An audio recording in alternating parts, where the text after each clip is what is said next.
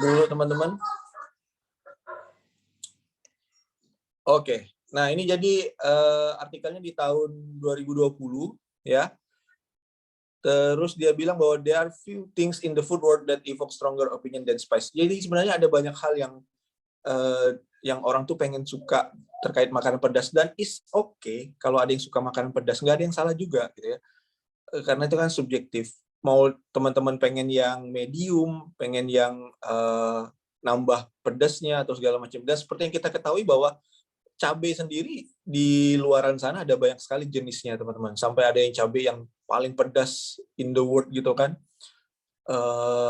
Dulu pernah dibahas juga, ada banyak juga di video-video YouTube gitu kan tentang orang-orang yang menantang dirinya untuk makan makanan pedas. It's okay juga. Tapi buat teman-teman yang sangat suka dengan sensasi pedas, artikel ini bagus banget dan mendukung banget subjektivitas teman-teman terhadap rasa pedas gitu ya. Jadi seperti yang sebelumnya, yang kalau kita bicara tentang pedas, biasanya kita korelasikan atau hubungkan dengan rasa yang ada di cabai, teman-teman, atau capsaicin. Tapi sebenarnya kalau di luar sana, sensasi pedas itu biasanya juga timbul dari cinnamon, turmeric, garlic, ginger, cumin, as well as chili has many health benefit. Dan ada banyak sekali sumber yang menyebabkan sensasi pedas ketika kita makan. Jadi bukan hanya sekedar cabai, teman-teman ya. Kalau teman-teman nggak suka panas dan segala macamnya, ini adalah beberapa alasan kenapa teman-teman bisa menambahkan little spice to your day. Tambahkan sensasi pedas dalam makanan teman-teman. Yang pertama adalah spicy food has long negative benefits. Jadi ada orang yang meneliti teman-teman, makan makanan pedas 6-7 hari seminggu, bahkan kalaupun cuma 1 hari sekali dalam seminggu, itu bisa menurunkan resiko kematian 14%. Wah. Jadi umur panjang. Ya, jadi kalau teman-teman yang suka makan pedas, nah biasanya umurnya jauh jadi lebih panjang dibanding orang-orang yang nggak suka makan pedas. Itu 14% menurun resiko kematiannya ya. Ini berdasarkan penelitian di tahun 2015 yang dilakukan oleh Harvard and China National Center for Disease Control and Prevention. Sadly, the benefit are even larger if you skip the margarita or corona with your spicy taco. Jadi ada, tapi di sisi lain juga kalau teman-teman pengen makan makanan pedas, teman-teman juga ada beberapa hal yang harus teman-teman perhatikan. Ya, di sini kita tidak bahas kalori, di sini kita tidak bahas surplus dan segala macamnya. Di sini kita hanya bahas tentang pedasnya aja, teman-teman. Ya, jadi kalau berarti makan pedas tidak ini deh, coach, tidak membuat kita berat badannya naik. Belum tentu. kalau kita makan makanan pedas tapi pizza 2 loyang, ya naik berat badan juga, guys. Ya, terus nomor 2 adalah spicy food speed up your metabolism. Beberapa penelitian itu menunjukkan hasil bahwa makan makanan yang bersumber untuk sensasi pedas seperti cumin, cinnamon, turmeric, pepper, and chili itu dapat meningkatkan metabolic resting rate teman-teman dan slow down your appetite. Jadi pengen makan lagi, kemudian metabolic resting rate atau BMR-nya itu bisa meningkat, teman-teman. One study also found that turmeric suppress fatty sugar in mice. Nah, ada juga penelitian tapi pada tikus, teman-teman ya. Belum pada manusia. Itu menemukan bahwa turmeric ini bisa membuat jaringan lemak itu dalam tubuh itu nggak bertambah, nggak berkembang. Seperti yang teman-teman ketahui, saya pernah ada baca artikel, tapi saya lupa, nanti saya share lah link artikelnya ya. Di situ dikatakan bahwa sebenarnya ketika kita obesitas, yang bertambah itu adalah sel lemaknya, jadi ngembang. Tapi kalau kita turun berat badan, sel lemaknya berkurang, jaringannya tetap, teman.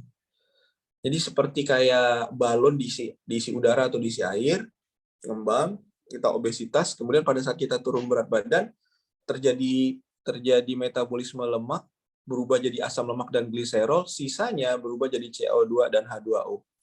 Jadi karbon dioksida yang kita keluarkan lewat pernapasan kemudian air juga. Nah, itu yang hasil dari metabolisme lemak. Tapi jaringan lemaknya nggak berubah, masih ada dalam tubuh kita, ya.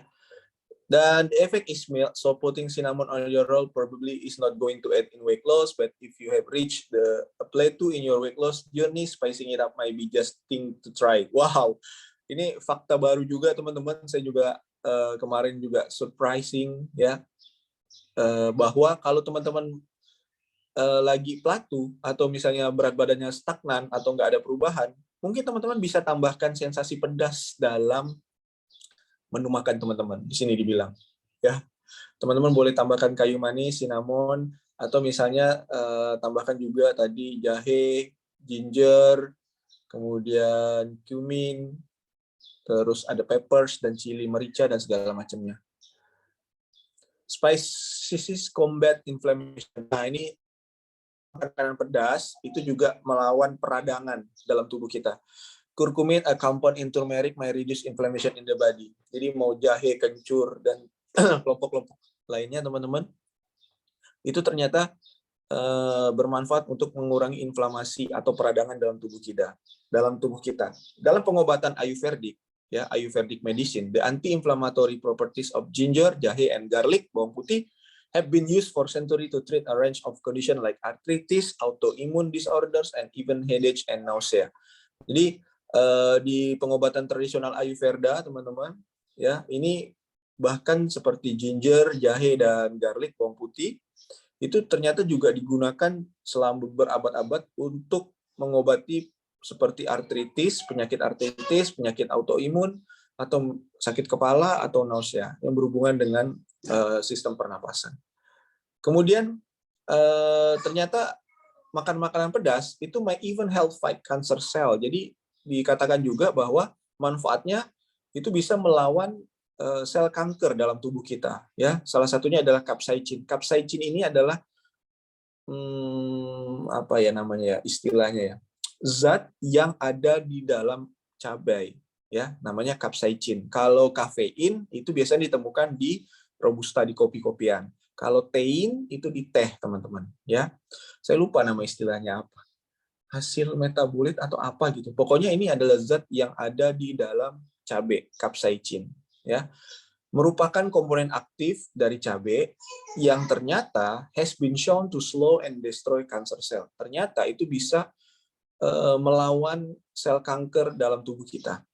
Penelitian yang dilakukan di UCLA, Universitas California ini, teman-teman, found that capsaicin inhibited the growth of prostate cancer cell in mice while leaving healthy cells unharmed. Penelitiannya menemukan bahwa capsaicin ini itu ternyata melawan atau mencegah sel kanker prostat itu berkembang lebih jauh di tikus, tapi belum dicoba di manusia, ya. Kemudian nomor 5 adalah spices help kill bacteria. Nah, jadi selain melawan sel kanker, ternyata makan makanan pedas itu juga bisa membunuh bakteri. Seperti misalnya kita gunakan cumin and turmeric have been shown to have powerful antioxidant dan antimicrobial properties. This means they can be used against harmful bacteria in the body. Jadi kalau ada kita makan makanan sembarangan, atau bakteri atau benda asing masuk ke dalam tubuh, bakteri asing masuk ke dalam tubuh, dan dia membahayakan, nah itu kencur, kemudian turmeric dan segala macamnya itu bisa melawan dan membunuh bakteri asing tersebut, teman-teman. Ya, dan selain itu juga ini, ya, tapi yang paling penting ini, teman-teman, ya, yang paling penting itu adalah kita harus paham bahwa capsaicin, the very substance found in chili pepper, can elicit intense short-term symptom. Ya, makan makanan pedas, apalagi cabai, itu kadang juga bisa menyebabkan beberapa gejala, walaupun singkat. Misalnya sakit perut, diare, bahkan ada yang pernah muntah, gitu kan? Kalau kita mengkonsumsinya secara berlebihan. Ya, this occur due to overstimulation of the nervous system. The good news is no permanent damage is done to the intestinal lining. Jadi kalau ada yang bilang bahwa tapi kan nanti bahaya buat sistem pencernaan kita, bisa bahkan saya pernah bilang kalau pernah dengar ke saya bilang bahwa kalau makan makanan pedas itu bisa buat usus kita bolong, itu ternyata keliru teman-teman ya. Nggak ada permanent damage yang disebabkan oleh capsaicin cabai dalam tubuh kita. Walaupun ada simptom atau gejala yang jangka pendek, tapi secara jangka panjang belum ada yang bilang bahwa terjadi kerusakan yang permanen dalam sistem pencernaan kita akibat kita makan makanan yang pedas. Tapi sekali lagi yang harus kita pahami adalah jangan makannya berlebihan, ya. It was previously believed that spicy food could lead to ulcers. Current evidence now confirm that capsaicin provide protection against the ulcer pathogen. Bahkan ada yang bilang bahwa percaya mereka bahwa spicy food itu lead to ulcer. Ulcer ini mah, teman-teman, ya. Gejala sakit mah. Ada yang percaya bahwa kalau kita makan makanan pedas itu justru buat kita jadi sakit mah. Penelitian terbaru, teman-teman, ternyata dengan makan makanan pedas, terutama cabai, itu justru menyediakan proteksi against the ulcer pathogen. Justru menyediakan perlindungan untuk melawan bakteri-bakteri atau patogen yang menyebabkan penyakit mah. Capsaicin also act as a pain reliever when applied topically or inges. That said, if you are new to eating spicy food, increase your intake slowly to minimize undesirable symptoms. Jadi dia bilang bahwa kalau teman-teman mau makan makanan pedas, capsaicin itu justru dapat digunakan sebagai pain reliever, pereda rasa nyeri. Dan di sini juga dibilang bahwa jika kamu baru pertama kali pengen coba makan makanan pedas, coba kamu makannya tuh slowly, ya, pelan-pelan, di level yang paling rendah dulu, sampai akhirnya nanti kamu bisa adaptasi atau melakukan penyesuaian dengan sensasi pedasnya. Jadi jangan langsung coba yang level atas, teman-teman, tapi pelan-pelan aja. Yang tadinya misalnya cabenya 2, sekarang jadi 3, pelan-pelan nambah. Ya. Nah, jadi kurang lebih itu tadi gejala.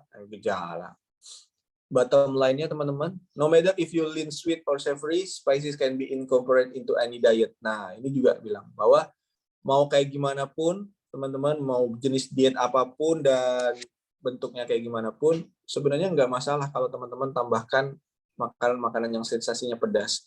The result is satisfying and healthy addition. Ya, hasilnya pun buat orang-orang yang suka makan pedas is good, bagus banget. Dan they can even increase to feel good chemical in the body.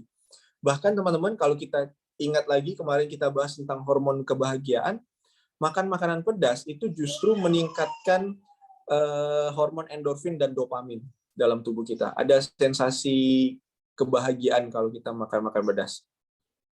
This may just explain that spicy food craving you can kick. Spice can also help you cut down on the amount unhealthy fats and sweets that are too easily added as quick fix for taste. Jadi kalau teman-teman yang juga sering ngerasa craving, terus pengen makan makanan padahal udah habis makan, teman-teman boleh tambahkan sensasi rasa pedas dalam makanan teman-teman. Ternyata itu dipercaya untuk mengurangi hal tersebut. Dan di sisi lain, teman-teman, ditch the sugar and add some spices to improve and extend your lifestyle and culinary horizon. Kurangi gula, tambahkan rasa pedas, katanya. Ya, bahkan untuk saat ini so far Kementerian Kesehatan Republik Indonesia juga bilang bahwa kurangi gula, kurangi garam, kurangi lemak, ya. Tapi nggak pernah kurangi pedas. Jadi buat penyuka pedas silakan mau nambah pedas, ya. Yang penting adalah komposisi cabenya atau komposisi makanan sensasi pedasnya, bumbunya itu yang harus teman-teman perhatikan. Karena ada banyak juga beberapa makanan, beberapa sambal atau beberapa bumbu instan, teman-teman, kalau teman-teman perhatikan justru lebih banyak komponennya itu adalah pewarna, terus perasa dan segala macam. Tapi untuk cabenya, untuk jahenya, untuk kencurnya itu nggak ada, malah sedikit sekali. Nah, jadi teman-teman cek lagi komposisi di label nutrisinya, ya. Dan ini untuk bertanya teman-teman yang kemarin. Terus kalau misalnya spicy food, good for digestion. Jadi bagus nggak sih buat sistem pencernaan kita? Nah, ini ada penelitian juga teman-teman di salah satu artikel di tahun 2017. Ini membahas tentang hal tersebut, teman. Ya. In the past, when your stomach was upset, you were told to eat a bland diet, maybe even the super bland bread diet of banana, white rice, a pleasure, and unbuttered white toast. The thinking was that spicy or even flavorful food could irritate the digestive tract, causing more upset, including vomiting, diarrhea, and ulcers. Ya, dulu pada saat kita mengalami misalnya gangguan sistem pencernaan, biasanya kita disuruh untuk banyak makan makanan yang tinggi serat, ya. Misalnya makan tuh pisang dan segala macamnya. Bahkan teman-teman, makan makanan seperti spicy atau makan pedas itu dipercaya dapat mengiritasi sistem pencernaan dalam tubuh kita. Bahkan bisa menyebabkan lebih parah, including vomiting, muntah, diare, dan bahkan penyakit MAH. But those asumsi, ternyata itu baru asumsi, teman. Probably made more than one person wonder how people in culture where spicy food is consumed every day, and where is even sometimes considered medicine took care of their stomach. Itu asumsi aja sebenarnya, teman-teman. Karena di luaran sana ada banyak sekali negara-negara dengan budaya dan kultur makanan pedas, ini biasa-biasa aja gitu kan, nggak kayak gimana-gimana. Saya pernah kenal dan makan sama orang Manado, teman-teman. Oh my God. Nggak ada. Atau misalnya teman-teman kita yang misalnya orang Jawa, itu kan sambalnya manis malah. Ya. Jadi sebenarnya itu balik lagi ke culture dan pola makan kita dalam daerah tertentu. Dan it turns out that not all spicy are bad for your stomach. And in fact, some are just what the doctor ordered. Jadi sebenarnya kalau teman-teman lihat itu nggak ada sekali makanan-makanan yang pedas, spice, bumbu-bumbu yang pedas ini berbahaya untuk perut kita, kecuali kalau dokter udah bilang jangan. Nah, ya. Sama seperti apakah makanan pedas bisa menyebabkan MAH? Menyebabkan MAH beda dengan memperparah kondisi MAH, teman-teman. Nah, jadi teman-teman harus bedakan kata-kata ini. Kalau memperparah kondisi MAH, artinya dia sudah kena penyakit MAH. Terus dia makan cabai, itu memperparah penyakit MAH. Tapi kalau menyebabkan penyakit MAH, tunggu dulu.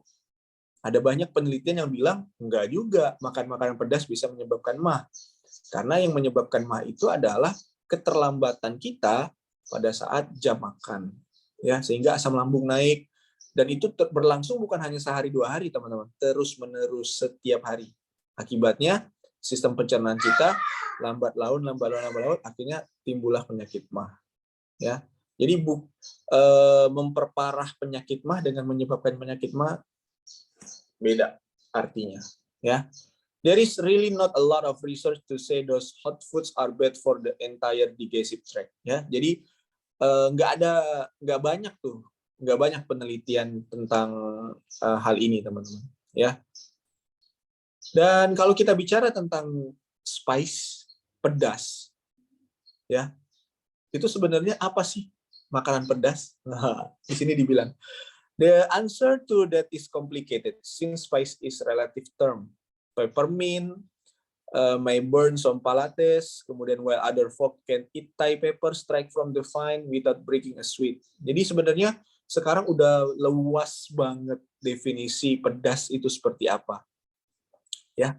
Karena ada banyak orang bilang pedas itu cuma dari cabai. Padahal pedas itu adalah sensasi terbakar, burning yang ada di lidah kita, sensorinya kan ada di lidah kita. Nah, sensasi terbakar itulah yang disebut dengan rasa pedas, teman-teman. Ya, most hot spice are derived from a pepper or chili plant. Ya, ada juga yang bilang bahwa sebenarnya kalau kita bicara tentang pedas itu kebanyakan sumbernya dari pepper, merica atau cabai. Ya. Some plant leaves like mustard green are also spicy, are some fruits like ginger. We incorporate the spices into our food in raw, cooked, dry, and ground form. Ada juga yang bilang bahwa sebenarnya ada banyak juga sumber untuk rasa pedas ini, teman, sensasi pedas ini. Misalnya dari mustard, terus ada juga dari ginger, jahe, dan segala macamnya. Sebenarnya kalau teman-teman pengen menciptakan sensasi pedas atau bumbu pedas dalam makanan teman-teman, itu teman-teman bisa melakukan kombinasi, misalnya menambahkan jahe, terus cabai, dan segala macamnya. Ada juga orang yang bilang bahwa makan makanan pedas atau bumbu-bumbu pedas ini itu ternyata berdampak negatif atau justru menimbulkan penyakit GERD, ya. Kalau MAH tuh levelnya masih medium, teman-teman. Kalau GERD itu udah parah banget. Ya, asam lambung tuh bisa naik sampai ke tenggorokan biasanya kalau GERD. Sensasi terbakarnya tuh udah sampai ke tenggorokan. Kalau MAH tuh kan biasanya cuma di lambung doang. But there are many other foods that are worse gastric irritant, including caffeine, alcohol, and acidic citrus fruits. If you experience the gastric discomfort after eating spicy food, you might be reacting to something other than spice in your dinner. Jadi dia bilang, kalau misalnya teman-teman makan makanan pedas, terus teman-teman merasa ada sesuatu yang jadi lebih parah penyakit teman-teman, mungkin disebabkan karena kombinasi dari jenis makanan lain yang teman-teman makan, bukan hanya sekedar bumbu pedasnya aja. Ya, di sini tentang bicara Mexican food, biasanya menggunakan chili and pepper, terus ada juga yang menambahkan pasta dan segala macamnya. Dan ini kita bicara tentang the benefit of spice, tadi kita udah bicara banyak, termasuk dari metabolik, kemudian antiinflamasi dan segala macamnya. Nah, ini what if things get too hot? If you already have ulcer. Jadi kalau kamu sudah punya penyakit MAH, you may find that spicy food makes them feel worse. Ya, mungkin dengan makan makanan pedas itu justru makin parah, makin nggak nyaman. Spicy food can also irritate some urinary tract infection, and certainly will cause your nose to run and eyes to water, which could bring on sinus iritasi. Jadi kalau misalnya udah kena penyakit sinus juga bisa membuat hal itu bisa terjadi, teman-teman. Tapi intinya adalah balik lagi bahwa sebenarnya ini balik lagi ke diri kita dalam mengontrol asupan makan. Nah, kalau misalnya ditanya, boleh nggak sih nambahin bumbu pedas atau cabai dalam makanan? Boleh-boleh aja, teman-teman. Ya, boleh-boleh aja. Dan itu juga nggak jadi penyumbang terbesar dalam program diet kita. Tapi intinya adalah balik lagi bagaimana kita bisa mengontrol asupan makan. Kemudian yang kedua adalah kalau teman-teman pengen gunain bumbu instan, cek lagi label nutrisinya, cek lagi komposisi makanannya. Karena seperti yang kita udah bahas tadi malam bahwa ada banyak sekali bumbu-bumbu makanan yang ternyata komposisi makanan paling tinggi adalah justru bukan bumbu makanan tersebut, tapi misalnya kayak garam, penyedap, terus perasa, dan segala macamnya. At least teman-teman tahu apa yang teman-teman makan. Itu yang paling penting, ya. Jadi intinya adalah hal seperti itu, teman-teman.